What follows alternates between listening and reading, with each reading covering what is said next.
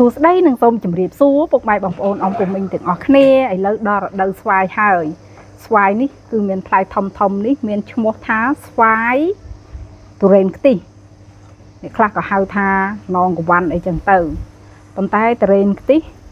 សាច់វាពុកម៉ែបងប្អូនដូចស្វាយរកាកោងចឹងដែរតែដោយឡែកស្វាយរកាកោងមានទំហំតូច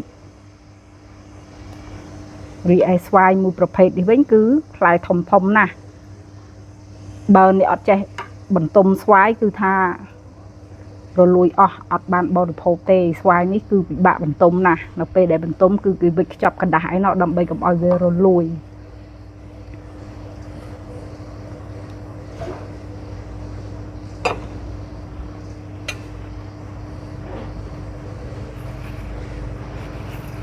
អូយសាច់ក្រាស់ល្អណាស់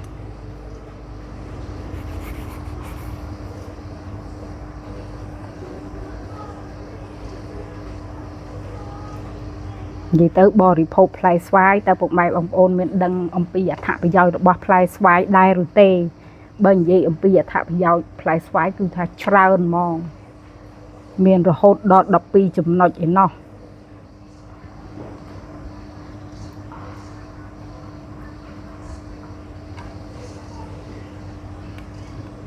អ្នកខ្លះមើលរំលងធ្លាប់តែយើងបរិភោគធម្មតាទៅអត់ដែលបានដឹងអំពីអត្ថប្រយោជន៍របស់ស្វាយទេតែស្វាយជួយច្រើនណាស់ជួយកាត់បន្ថយជំងឺមហារីកជួយកាត់បន្ថយសម្ពាធដាច់សរសៃឈាមបេះដូងមានវីតាមីន C មានវីតាមីន A ជួយការពារភ្នែកអូច្រើនជួយច្រើនមែន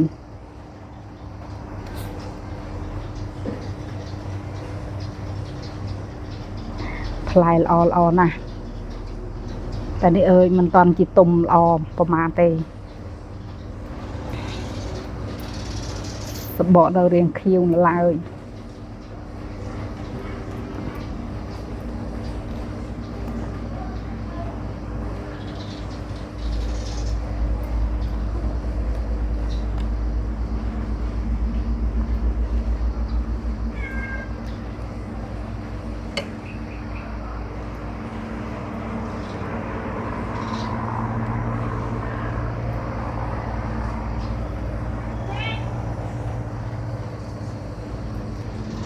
ផ្លែធំណាស់